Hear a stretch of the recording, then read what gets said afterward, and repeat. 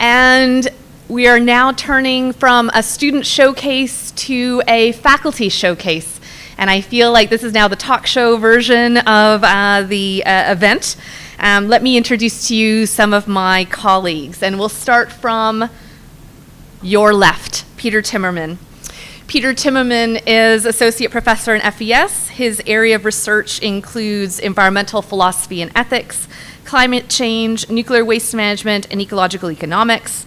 He writes on religious and spiritual teachings as they apply to environmental concerns. Sitting next to Peter is Laura Taylor. Laura is an associate professor in FES. She teaches urban regional planning, environmental design, and urban and landscape ecologies. Her research highlights landscape change, residential settlements, and nature conservation. Laura is chair of the Ontario Greenbelt Council and a registered professional planner. Previous chair. Thank you. Peter Victor, sitting next to Laura. Peter is an economist who has worked on environmental issues for over 40 years as an academic, consultant, and public servant. He was one of the founders of the emerging discipline of ecological economics. And Peter is professor in FES and was dean from 1996 to 2001. Next to Peter, we have Deb Bardnt.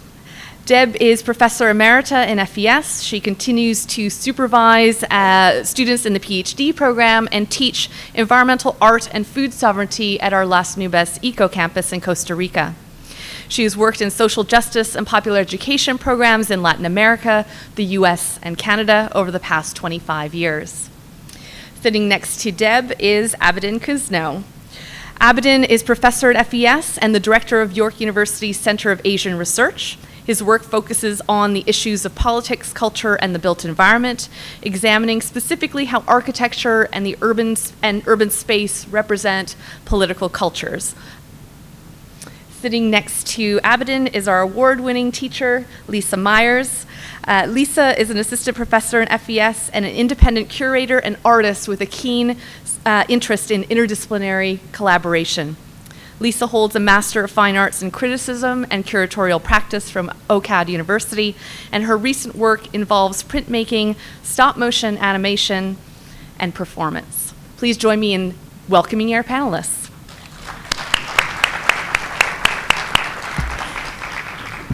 So I gave our panelists a preview of what the questions were going to be. So no doubt they're a bit nervous. Just kidding.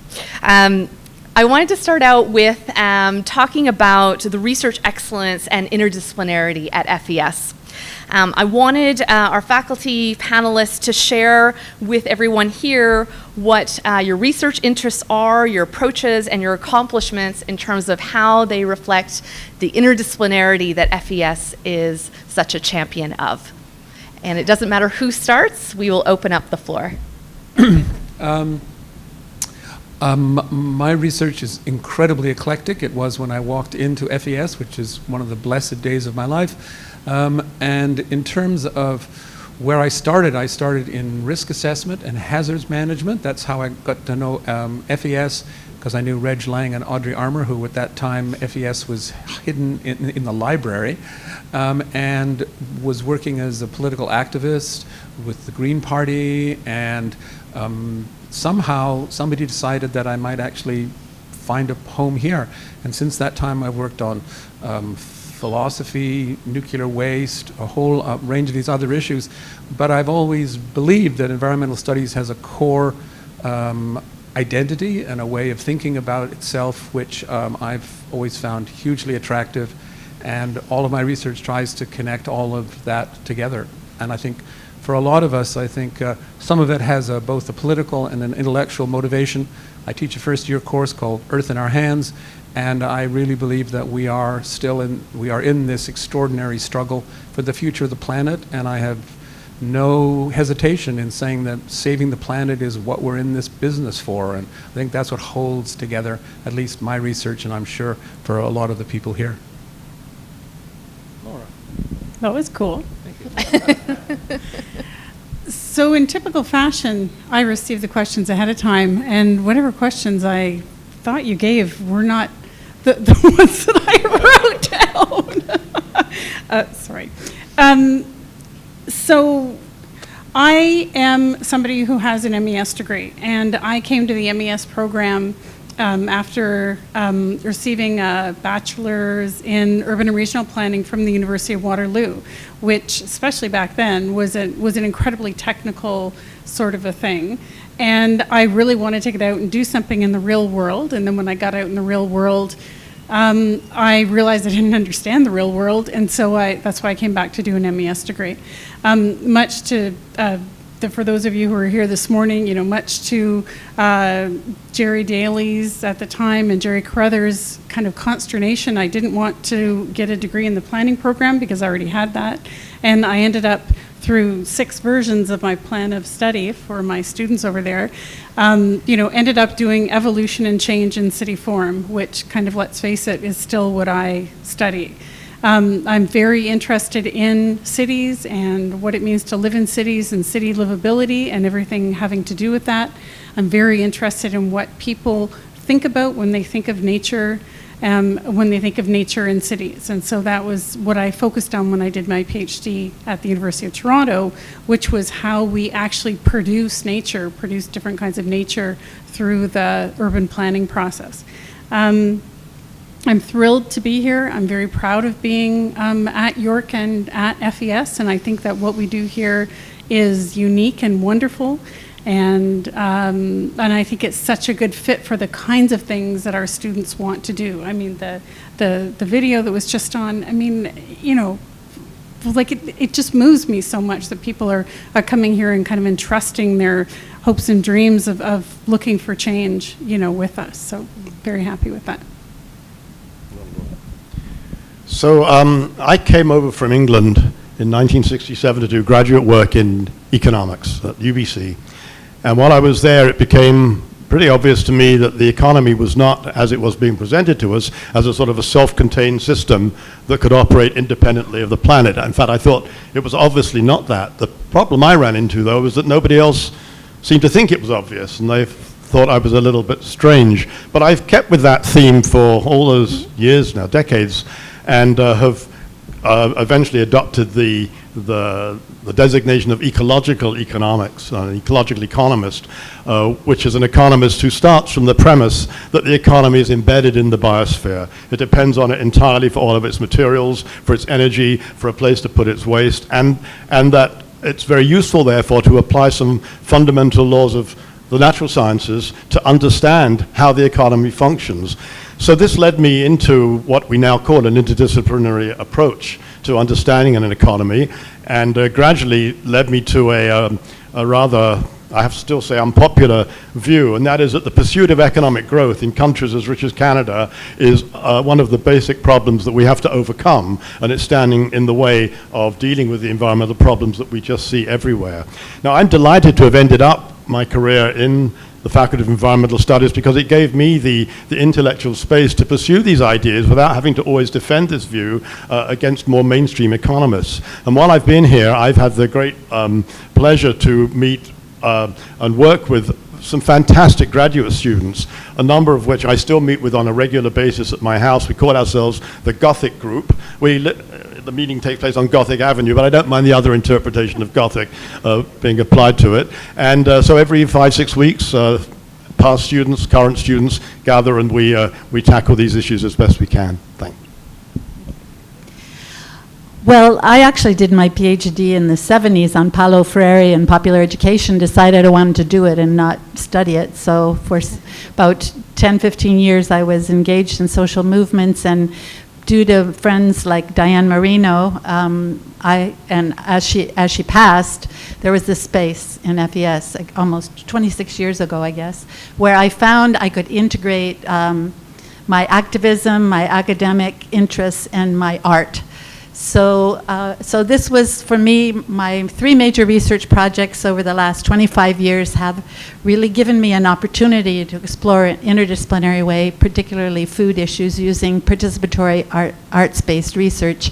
First, in the post-NAFTA era, involving really about 12 students over 6 years, we chased a tomato from a Mexican, corporate tomato from a Mexican field to a Canadian fast food restaurant, particularly gathering the stories of women workers through an intersectional analysis, voices who were never heard from our food system.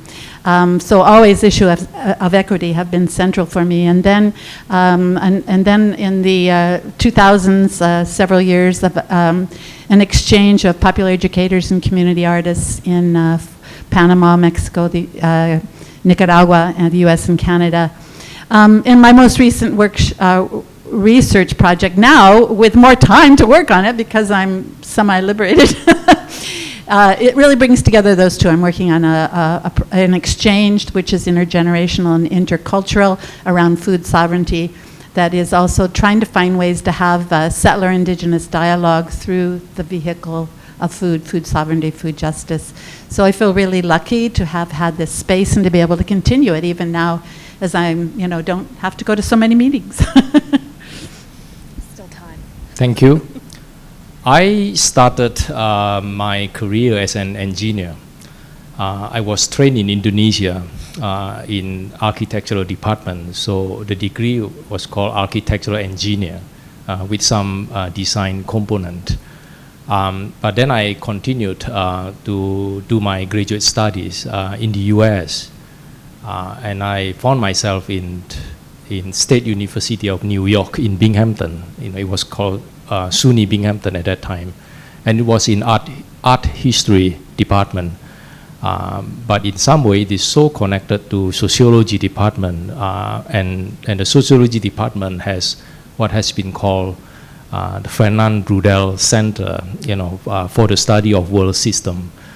So I was trained in that sort of a tradition. I had my MA and PhD from that university. And then I moved around. Basically, I taught at New York University in Metropolitan Studies program. And that was also where I did my postdoc. And that was the time when New York was under Mayor Rudy Giuliani. So that was in the mid or late 90s. And then I moved to UBC. I was hired to teach in Asian Studies. And as you know, Asian Studies is basically an area studies. It's very interdisciplinary. And then I moved 3 years ago to York University in FES, our environmental studies. I hope I don't have to move again. But as you can see, go through all this, engineering, and then you have this a little bit of humanities, and then go to area studies, and so I feel like I'm at home too in the FES. And so I'm pleased to share, more things with our colleague here and students as well. Yeah, thank you. Hi, I'm gonna tell you a little story. No, I'm gonna say I'm from Bosley First Nation as well, like on my mother's side. So I think about my research as very much informed by that, my life experience, and also the sort of the legacy of colonization that affected especially my mother's family. And so I think about my research has kind of two branches. One is indigenous, what I would call indigenous curatorial practice, which is writing about indigenous art, creating exhibitions, and also an art practice that very much responds to space, place, different sites and indigenous histories in those places. And that happens often through sometimes sort of a socially engaged practice where it's about the relationships that we create by being and gathering together, as well as I do stop motion animation and printmaking, and I use blueberries as one of the materials. And blueberries is material that I associate with a story that was passed to me from my grandfather after he survived on blueberries as he ran away from residential school. And so that was told to me when I was in my late 20s. So it was like last year. That's a joke, yeah. And then I think about also indigenous curatorial practice, which is there's a large many colleagues that I have that have been working, and also predecessors who have been working in museums, and contending with the colonial ideology that sort of upholds those institutions, and dealing with the misrepresentation of indigenous people as well as indigenous artists. And this practice has been happening since the 1960s. So I look to those who, like Tom Hill and Gerald McMaster and Leanne Martin, curators who have dealt with the Museum of Civilization and the way that indigenous art and material culture is represented there. And I primarily work with contemporary indigenous artists. So I have a project right now at the Textile Museum called Beads Their So-and-So Type. The Textile Museum of Canada, it's not very far from here. It's at University in Dundas, and that shows on until the end of May.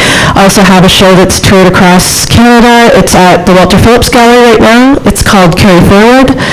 And each of the shows have very much looking at the way that the kind of concepts of value and how we think as Indigenous people, think about time, think about materials, think about sound. These are different things that run through my work. And I bring that here to FES, collaborating with students to make artworks, as well as working recently with my colleague Sheila Kola, who I'm working on art gardens, and as mentioned earlier, she works with native pollinator bees. So. I'd now like to ask our panelists to reflect on the pedagogical innovation that environmental studies has brought to the fore. But I'm going to ask it in an easier question in terms of what has been one of your favorite teaching moments, either at the undergraduate level or the graduate level, and how is it that you engage with students or did engage with students in the Faculty of Environmental Studies, and what have those experiences brought to you? We're very linear here. I'm just going to tell a story, and this is about the effectiveness of teaching. And this is my teaching moment. About 5 years ago, I teach a first-year course called Earth in Our Hands, which is this big course that I now teach half of, and Tracy teaches the other half.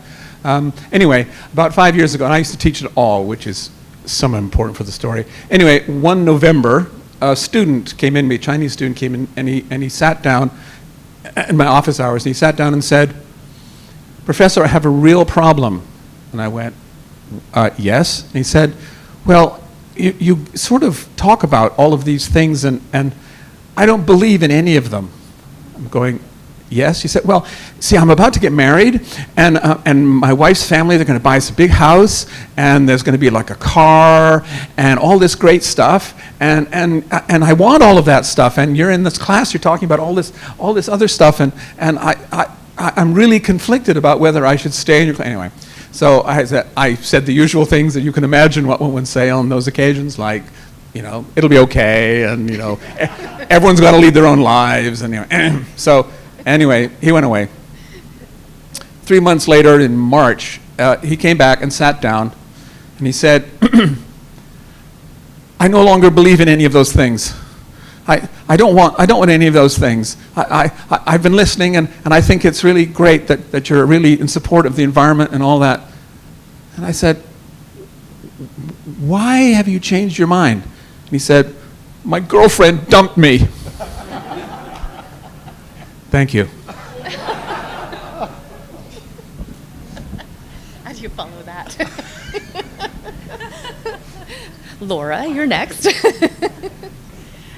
My pedagogical innovation was when I found myself in an advising session just last fall, when the incoming MES students are learning how to do their plans of study.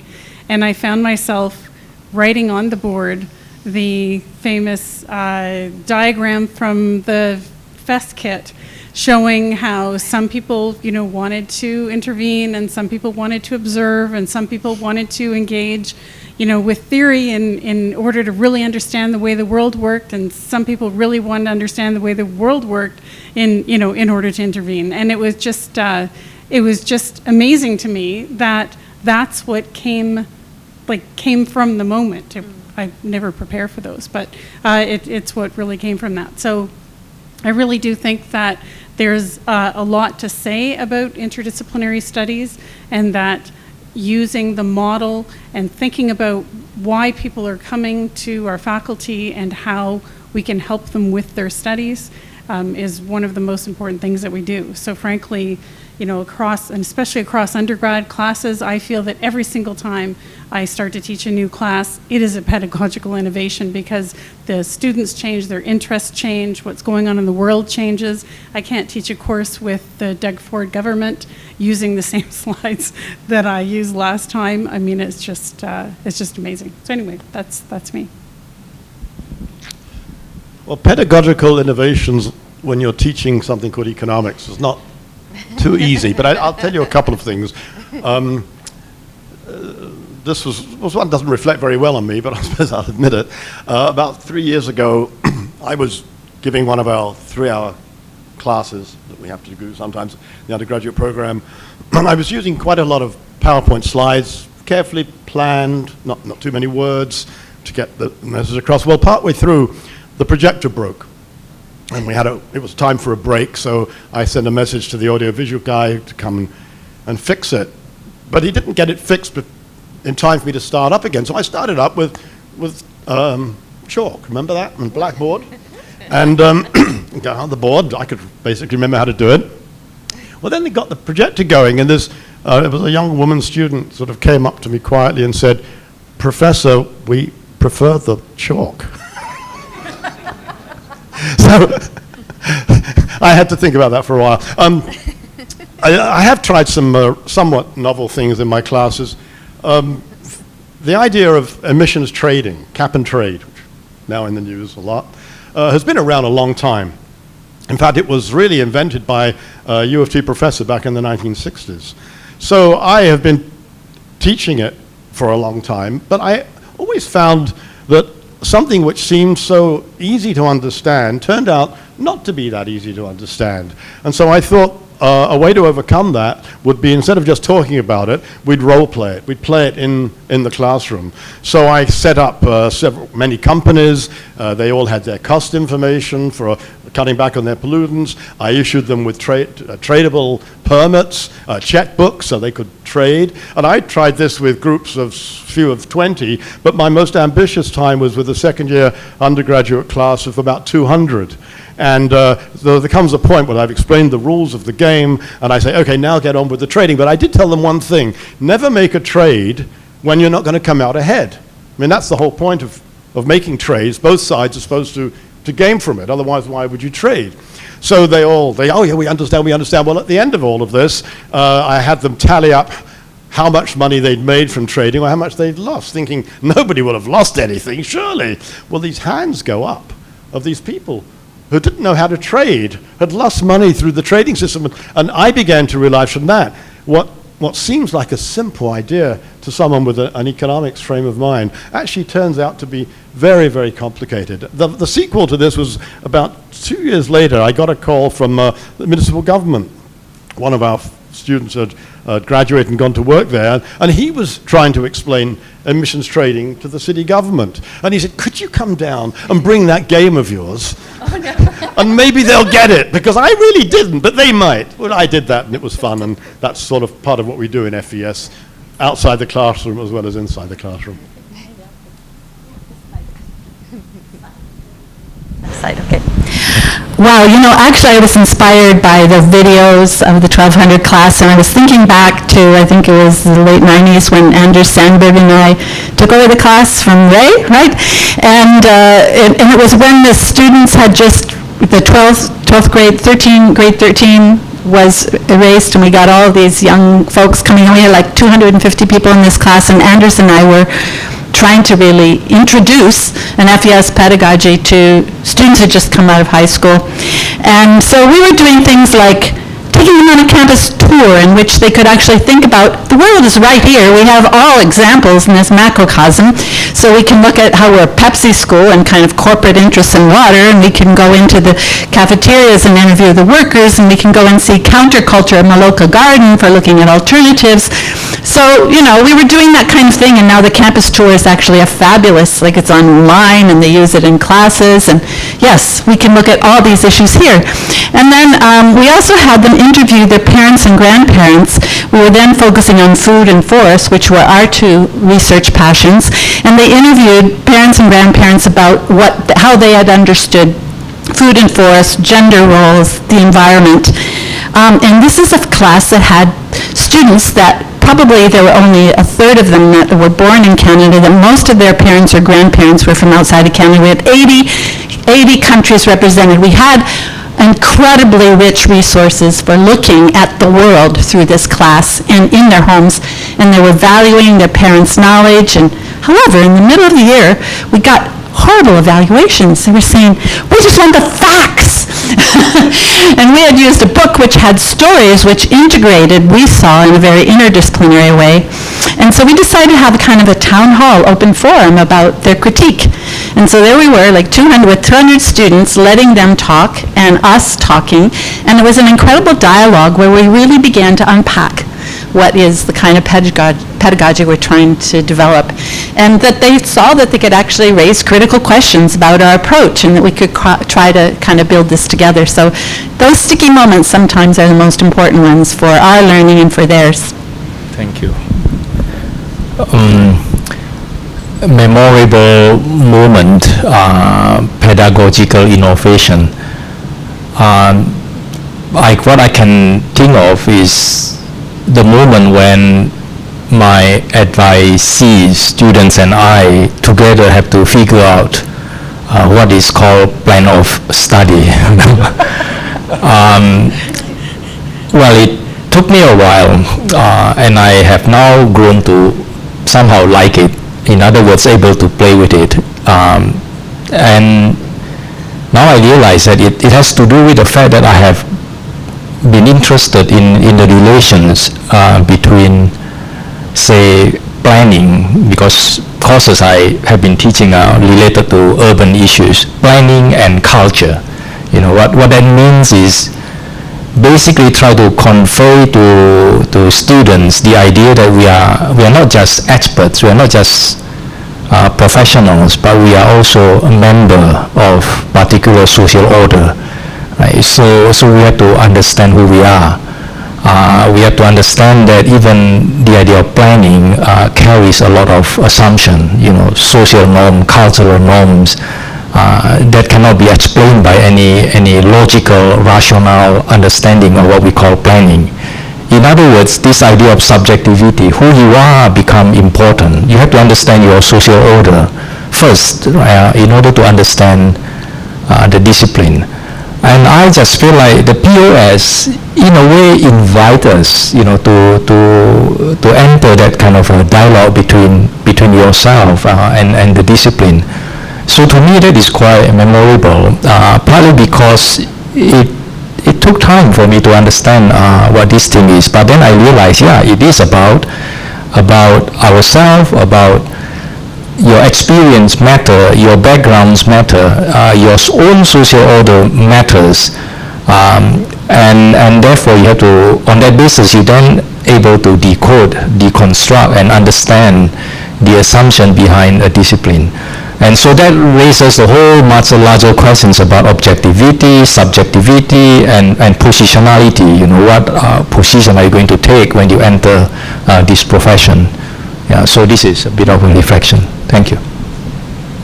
Thanks. Yeah, the POS, yeah, people have to, they also learn about writing curriculum at the same time as they're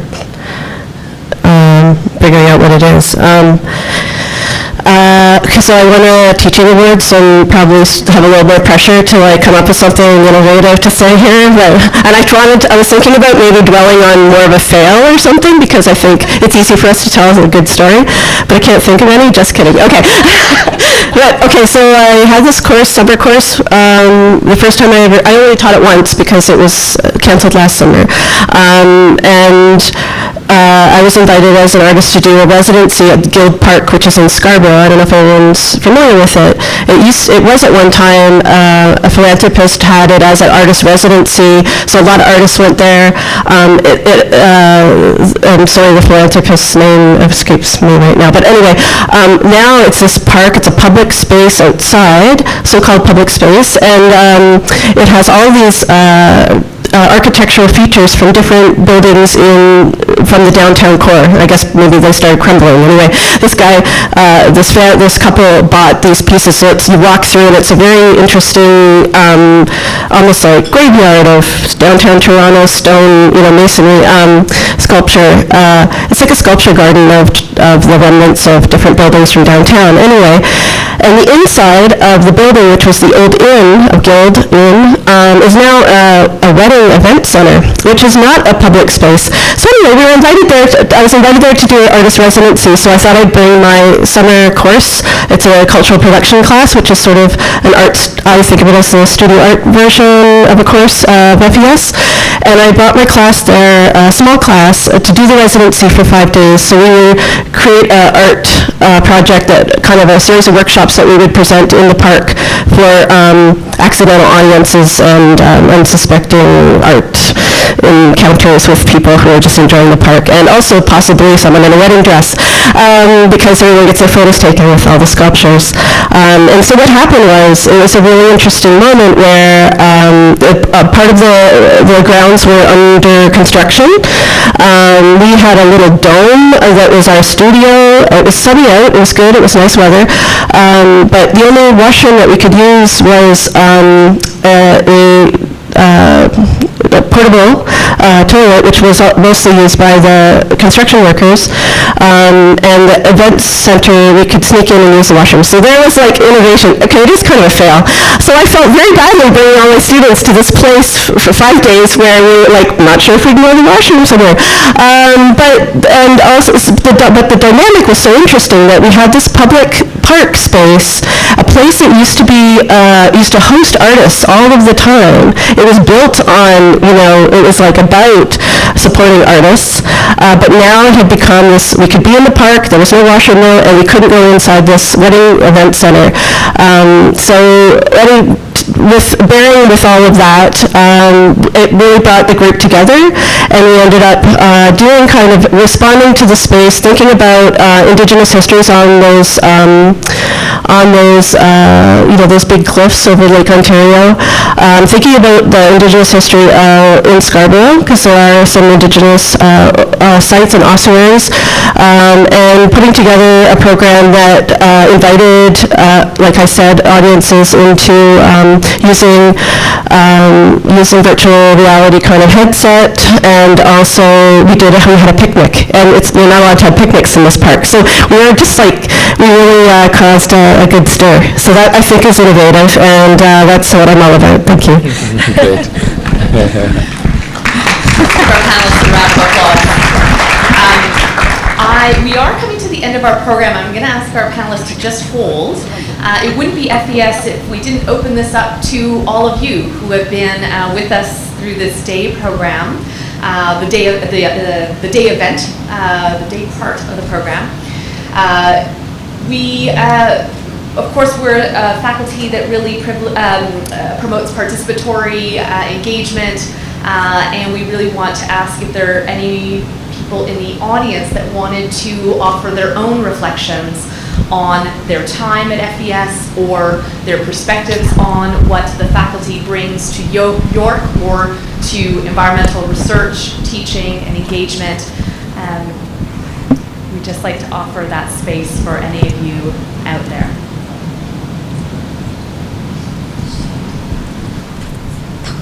Great, and a microphone is coming your way. And if you could please stand up, that would be wonderful, and say your name and perhaps your affiliation with the faculty. Hello, Linda Startup, 79 NES. It was something I reflected on when I heard about the passing of Jack Ellis. And I was surprised that nobody has mentioned Camp White Pines, if anyone remembers Camp White Pines. And we would go out for a week and live in the forest and, I don't know, commune. And I remember in this first year plan your plan of study thing, Jack Ellis would get up and do the morning thing, and this has stuck with me forever. He said, you're only going to learn two things here. There is only one system, and there's no such thing as a free lunch. Can I take it Thank you very next? much. There was a comment over, I think Barb has the microphone. I can do a quickie here. I just wanted to say I have such fond memories of being here. I'm a BES graduate from 2005, and I came as a mature student, and I built some really fantastic relationships with a bunch of mature students who were here at the time. And it was just such a positive, I feel like my whole life turned around when I came here. And it's nice to be back. It was such a different experience than my first university experience. So just very positive memories. Thank you. Others want to share? I am a 1997 graduate from the BES program. I was a mature student. I was 45 when I entered the program. I was a mom at home for a long time, and prior to being a mom at home, I was VP Finance of a public investment company. My thesis was on breast cancer, and try not to cry. I did get breast cancer, but I had written so much about breast cancer and studied so much about tamoxifen and invasive things that I took myself on a journey of a non-medical cure. So I cured myself of breast cancer due to that thesis and the content of that thesis.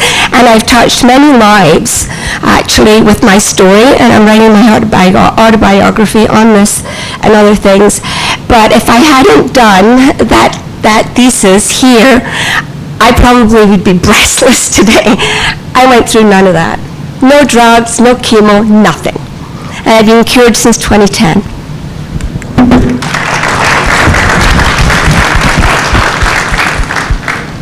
Anyone else wanting to share their thoughts? If not, I will thank our panelists. Peter, oh, is there one? Sorry, I can't see. Oh, sorry, in the corner there. Thank you.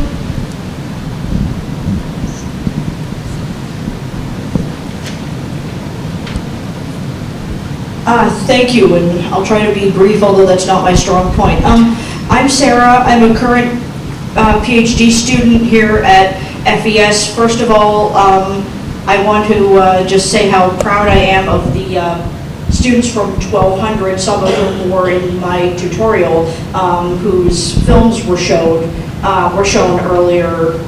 Wow, that's so wonderful. I'm so proud of you guys. And Charlotte and the other TA, Laura, are too, even though, I don't know if Laura's here, but Charlotte wasn't able to be. She's the current course director for it. We're so proud of you guys. And thanks for a great year. And I just wanted to sort of echo what everyone else has been saying about the awesomeness of the quirky, unusual, wildly interdisciplinary. I did my master's in humanities, so I was used to some degree of interdisciplinarities, but then I hit FES, where it's like, oh, you design your own program from scratch completely, and the only required course is the overview. And it was a little intimidating at first, honestly, because I was used to more structure, and it kind of scared me a little bit to have it be quite that open-ended at first. It took some getting used to, but it's really been a wonderful thing, because it's allowed me to pursue. My overall research is on climate change and disability issues. I would have spoken on the panel earlier, but I haven't yet sort of narrowed it down to where I can actually talk about my research in a concise manner. I'm still working my way through comps. But within that, what's been great about the self-design program and the interdisciplinarity is that it's allowed me to take weird side paths and research, and to feel supported in that in ways that I'm very much not used to. I'm used to have, be cautious about presenting my ideas because, oh gosh, are they too weird? But no, in a place like FES, my favorite example is, okay, so my main research is on climate change and disability, but then I say to my supervisory committee, look, my first comp is on disability issues, and what I really want to do for it is a creative project looking at, a creative life writing project looking at my own life experience in relation to my love for Phantom of the Opera. And they're like, go for it. And I'm like, really? You're gonna let me do that? Seriously? You're taking this idea seriously and not rolling your eyes and dismissing it? And that's the kind of support, that my supervisor, and then I hear that from all my colleagues so much. I'm feeling so supported by our faculty and our supervisors, even when we present, weird, crazy, off-the-wall ideas like that, and just feeling really supported and challenged when needed, but really supported and accepted in doing this kind of wacky, interdisciplinary stuff that we hope will also be useful to the world in building a better world. So I just wanted to add that in as a current PhD student and say, yeah, that's what makes this place so awesome. And I know we're merging with geography next year.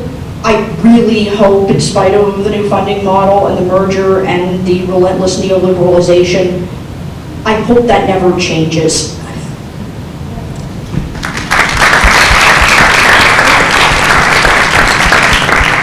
Anyone else wishing to offer some insights? Here you go. Oh, thanks. My name's Leslie. I graduated in '99 from the BES program. And just a little story about how I decided to come to York. So basically, we had to write an essay actually to get in. I'm not sure if that's still the case, but I remember writing the essay, and the two things that I said in the essay was, the reason I was so excited about the program was because of the interdisciplinary nature and its holistic views on how to view the sort of the world around us. So it's very interesting to hear all the panelists, I graduated in '99, so I guess that was 20 years ago, and the program was still about the interdisciplinary nature of the program. So that was interesting. And then I had to actually decide between two programs, and I couldn't decide at all. And I was sort of thinking about it at night and worrying about it. And then I decided to flip a coin to decide which university I was going to go to. And it came up heads, and heads was actually not York. And then I just had this idea that I couldn't say no to this program, so that's how I decided to come to York. And then just to sort of see how, piggyback onto what that other lady was just saying, I did my thesis, my undergraduate thesis on homelessness and its effect on, or housing policy and its effect on homelessness. And people would say, well, what does that have to do with environmental studies? And I used to say, well, environmental studies in York means everything. And so anyways, I just have a story to share with everyone. Thank you so much for those of you that shared your thoughts. I do want to turn it back to our panel to say thank you very much to Peter Timmerman, Laura Taylor, Peter Victor, Deb Bardnt, Abidin Kusno, and Lisa Myers. Thank you.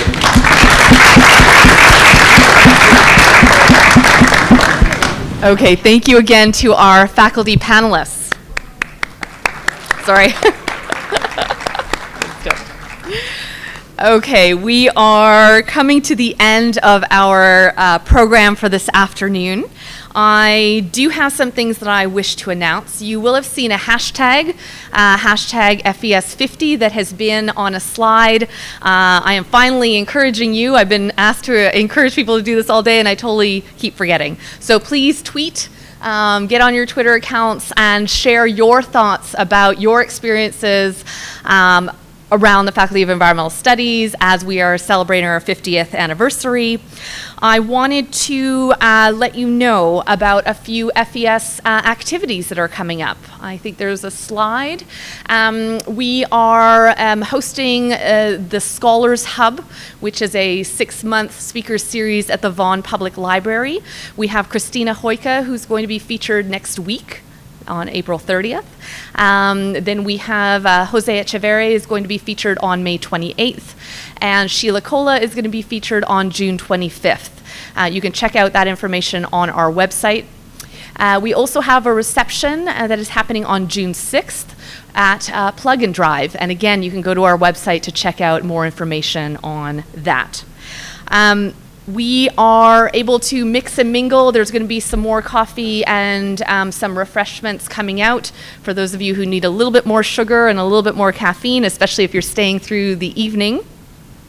I wanted to offer an incredible thank you to the team that has pulled this entire day together, led by Sonia's already cringing. Please stand up, Sonia Shikoria.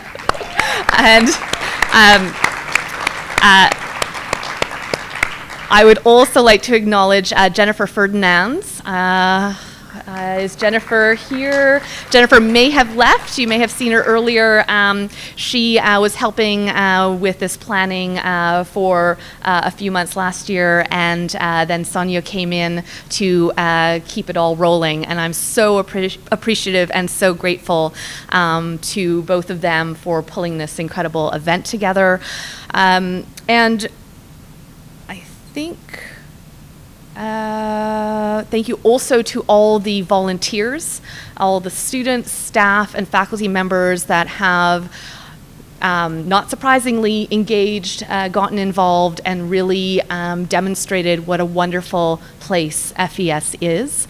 On a personal note, I have wanted to say that I really love being a part of this faculty. I've said to a few of you as I've been getting to know and meet and greet you over the last 7 months that I've been here, I feel really at home here, and I feel like this is such a special place that I have the honor and privilege of hosting this event and seeing in person what wonderful colleagues are in our midst is really a treat for me. So thank you very much for that.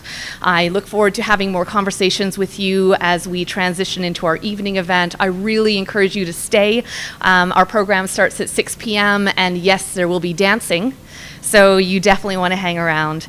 If you are not able to stay with us, then thank you so much for the time, energy, and passion that you bring to the Faculty of Environmental Studies, and happy 50th anniversary. Thank you.